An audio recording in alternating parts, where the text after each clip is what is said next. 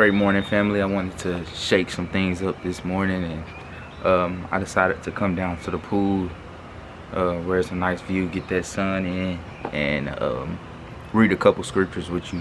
So today we'll read Numbers 5, 6, and 7, I believe. Yeah, Numbers 5, 6, and 7. Let me take these out. And let's get started. Rules about cleanliness. Numbers 5. The Lord said to Moses, "Tell the people to send away from the camp anyone who is unclean, that is anyone who has serious skin disease or discharge, and anyone who has touched a dead body, whether they are a man or a woman. Send them away so that the camp where I'm living among you will not be made unclean." So the Israelites obeyed God's command. They sent those people outside the camp. They did what the Lord had told Moses, paying for doing wrong. The Lord said to Moses, "Tell this to the Israelites. You might do something wrong to another person. When you do that, you are really sinning against God. So you are guilty of doing wrong. You must confess that sin. Then you must fully pay for that wrong thing that you did. You must add 1/5 to that payment and give it all to the person you had done wrong to. But maybe the person is dead and does not have any close relatives to accept the payment. In that case, you will give the payment to the Lord. That is, you will give the full payment to the priest. The priest must sacrifice the ram that makes people pure. This ram will be sacrificed to cover over your sins, but the priest will keep the rest of the payment. If any of the Israelites gives a special gift to God, the priest who accepts that gift can keep it for himself. Each priest may keep the gifts he receives. Each gift given to a priest belongs to that priest." Jealous husbands.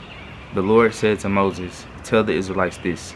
A man's wife might be unfaithful to him. He might have sexual relations with another man and hide this from her husband. And there might not be anyone to tell him that his wife committed this sin. Her husband might never know about the wrong thing she did, and she might not tell her husband about her sin. But the husband might begin to think that his wife sinned against him, whether she has or not. He might become jealous. He might begin to believe that she is not pure and true to him. If that happens, he must take his wife to the priest. The husband must also take an offering of 8 cups of barley flour. He must not pour oil or incense on the barley flour. This barley flour is a grain offering to the Lord that is given because the husband is jealous. This offering will show that he thinks his wife has been unfaithful to him. The priest will take the woman before the Lord and make her stand there. Then he will take some special water and put it in a clay jar. He will put some dirt from the floor of the holy tent into the water. He will force the woman to stand before the Lord. Then he will loosen her hair and put the grain offering in her hand. This is the barley flour that her husband gave because he was jealous. At the same time, he will hold the clay jar of special water. This is the special water that will bring trouble to the woman. Then the priest will make the woman promise to tell the truth and say to her, "If you have not slept with another man, and if you have not sinned against your husband while you were married to him, then this water that causes trouble will not hurt you. But if you have sinned against your husband, if you had sexual relations with a man who is not your husband, then you are not pure. If that is true, you will have much trouble when you drink this special water. You will not be able to have children, and if you are pregnant now, your baby will die. And the Lord will cause your people to speak evil of you and curse you." Then the priest must tell the woman to make an oath. She must agree to the Lord. She must agree for the Lord to cause things to happen to her if she lies. The priest must say, "You must drink this water that causes trouble. If you have sinned, you will not be able to have children. Any baby you have will die before it is born." And the woman should say, "I agree to do as you say." The priest should write these warnings on a scroll. Then he should wash the words off into the water. Then the woman must drink the water that brings trouble. This water will enter her, and if she is guilty, it will cause her much suffering. Then the priest will take the grain offering from her, the offering for jealousy, and raise it before the Lord. Then he will carry it to the altar. The priest will fill his hands with some of the grain and put it on the altar and let it burn there. After that, he will tell the woman to drink the water. If the woman has sinned against her husband, the water will bring her trouble. The water will go into her body and cause her much suffering. Any baby that is in there will die before it is born, and she will never be able to have children. All the people will turn against her. But if the woman has not sinned against her husband, she is pure. The priest will say that she is not guilty. Then she will be normal and able to have children. So this is the law about jealousy. This is what you should do when a woman sins against her husband while she is married to him, or if the man becomes jealous and thinks his wife has sinned against him. This is what the man should do. The priest must tell her to stand before the Lord. Then the priest will do all these things. This is the law. The husband will not be guilty of doing anything wrong, but the woman will suffer if she has sinned. Number 6. Nazirites. The Lord said to Moses, "Tell the Israelites this. If there are people, men or women, who want to make a vow dedicating themselves to the Lord as Nazirites for a time, this is what they must do. They must stay away from wine or other strong drink. They must not drink vinegar that is made from wine or from other strong drink. They must not drink grape juice or eat grapes or raisins. During their special time of dedication, they must not eat anything that comes from grapes. They must not even eat the seeds or the skin from grapes. The whole time of their Nazirite vow, they must cut their hair. They must be holy until this time of special dedication to the Lord is ended. They must let their hair grow long. So the whole time of their Nazirite vow, they must not cut their hair. They must be holy until this time of special dedication to the Lord is ended. They must let their hair grow long. If you have taken the Nazirite vow, you must not go near someone who is dying during that special time of dedication. You have given yourself fully to the Lord, so you must not let yourself become unclean like this, even for your own father and mother, brother or sister when they die. This is because you have the hair that you dedicated to God on your head. It is holy because you have given yourself fully to the Lord for the full time of dedication. So if you are with someone when they suddenly die, you will be unclean and you will have to shave the hair from your head. You must do what the 7... one second. I had to put on do not serve. Okay. Where am I? Closer to the end of verse 9. You must do that on the 7th day of your purification ceremony when you are made clean. Then on the 8th day, you must bring 2 doves or 2 pigeons and give them to the priest at the entrance of the meeting tent. Then the priest will offer one bird as a sin offering and the other one as a burnt offering. The burnt offering will be a payment for the sin of touching a dead body during your special time of dedication. You must again promise to give the hair on your head as a gift to God. This means you must again give yourself to the Lord for another time of dedication. You must bring a 1-year-old male lamb, to offer as a guilt offering. You must start over from the beginning with a new time of dedication because you touched a dead body during your first time of dedication. After their time of dedication is ended, Nazirites must go to the entrance of the meeting tent and give their offering to the Lord. Their offering must be a 1-year-old lamb that has nothing wrong with it for a burnt offering, a 1-year-old female lamb that has nothing wrong with it for a sin offering, 1 ram that has nothing wrong with it for a fellowship offering, a basket of bread made without yeast, bread made with fine flour mixed with oil, and wafers with oil spread on top, and the grain offerings and drink offerings that are part of the gifts. The priest will give these things to the Lord, and then the priest will make the sin offering and the burnt offering. He will give the basket of bread without yeast to the Lord. Then he will kill the ram as a fellowship offering to the Lord. He will give it to the Lord with the grain offering and the drink offering. The Nazirites must go to the entrance of the meeting tent. They must shave off their hair that they grew as a dedication to the Lord. Their hair will be put in the fire that is burning under the sacrifice of the fellowship offering. After the Nazirites have cut off their hair, the priest will give them a boiled shoulder from the ram and a large and small cake from the basket. Both of these cakes are made without yeast. Then the priest will lift these things up to show that they were presented before the Lord. These are the holy things and belong to the priest. Also the ram's breast and thigh that were lifted up and presented belong to the priest. After that, the Nazirite can drink wine. These are the rules for those who decide to make the Nazirite vow. They must give all these offerings to the Lord, but they might be able to give much more. If they promise to do more, they must keep their promise, but they must give at least all the things listed in these rules for the Nazirite vow. The priest's blessing. The Lord said to Moses, "Tell Aaron and his sons that when they bless the Israelites, this is what they should say. May the Lord bless you and keep you. May the Lord smile down on you and show you his kindness. May the Lord answer your prayers and give you peace." In this way, Aaron and his sons will use my name to give a blessing to the Israelites, and I will bless them. Amen.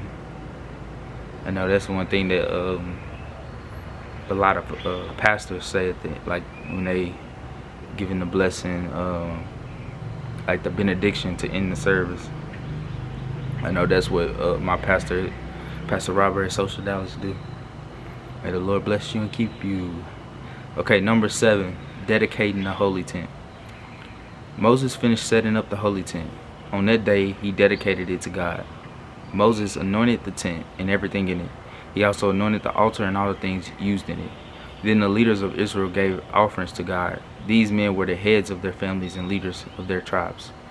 These were the same men who were in charge of counting the people. These leaders brought gifts and gave them to the Lord in front of the holy tent. They brought 6 covered wagons and 12 oxen for pulling the wagons. Each leader gave an ox, joined with another leader to give a wagon. The Lord said to Moses, "Accept these gifts from the leaders. These gifts can be used in the work of the meeting tent. Give them to the Levites to help them do their work." So Moses accepted the wagons and the oxen and gave them to the Levites. He gave 2 wagons and 4 oxen to the men in Gershon's group. They needed the wagons and oxen for their work. Then Moses gave 4 wagons and 8 oxen to the men in Merari's group. They needed the wagons and oxen for their work.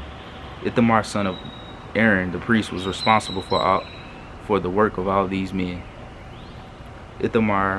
Moses did not give any oxen or wagons to the men in Kohath's group, because their job was to carry the holy things on their shoulders.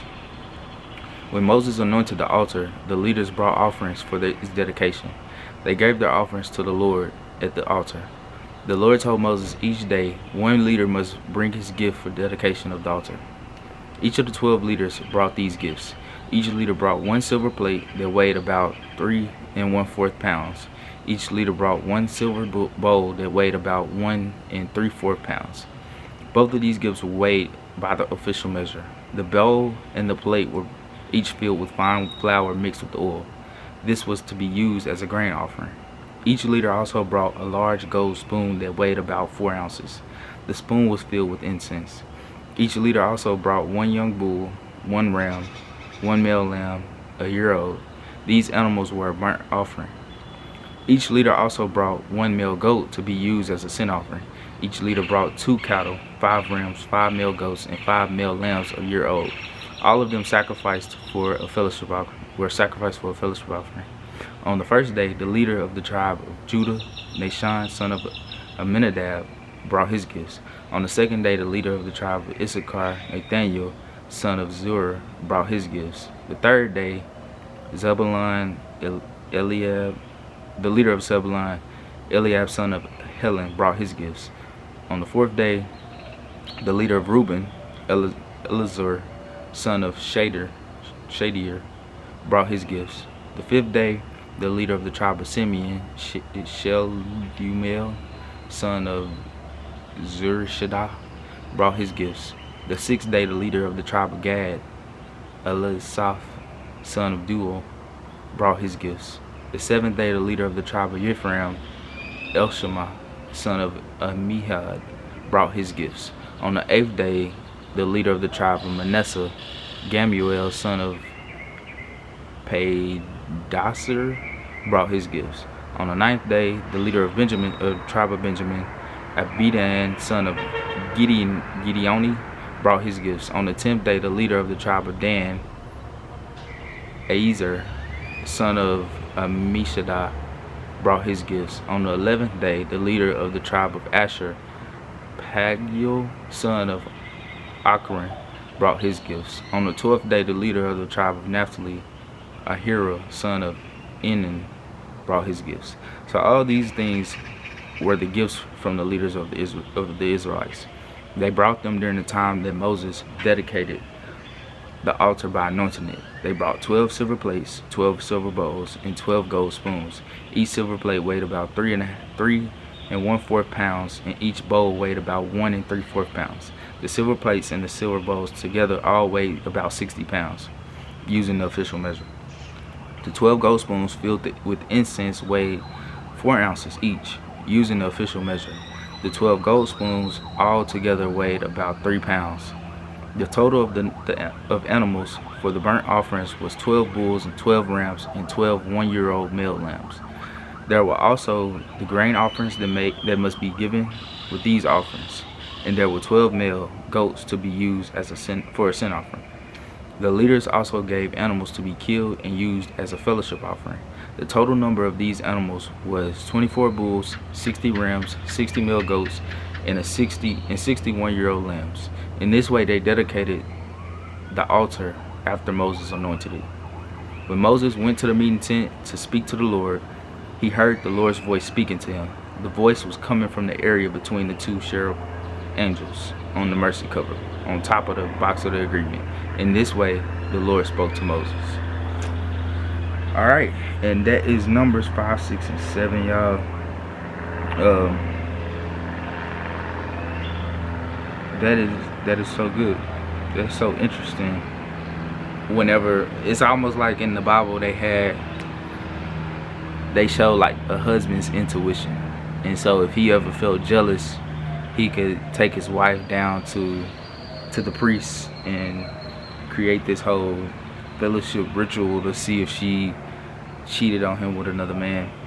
I wonder if it was vice versa, or at that time was it only the man could do that. That was interesting to read during that time. The priest's blessing is really interesting because, like I said, I realized that a lot of pastors use that prayer or that blessing to speak over their congregation before it's time to have the benediction or during the benediction. But yeah, so that's Numbers 5, 6, and 7. Not gonna hold y'all up any longer. Hope y'all have a blessed day, a wonderful day, and I'll see y'all back in the next video. Peace.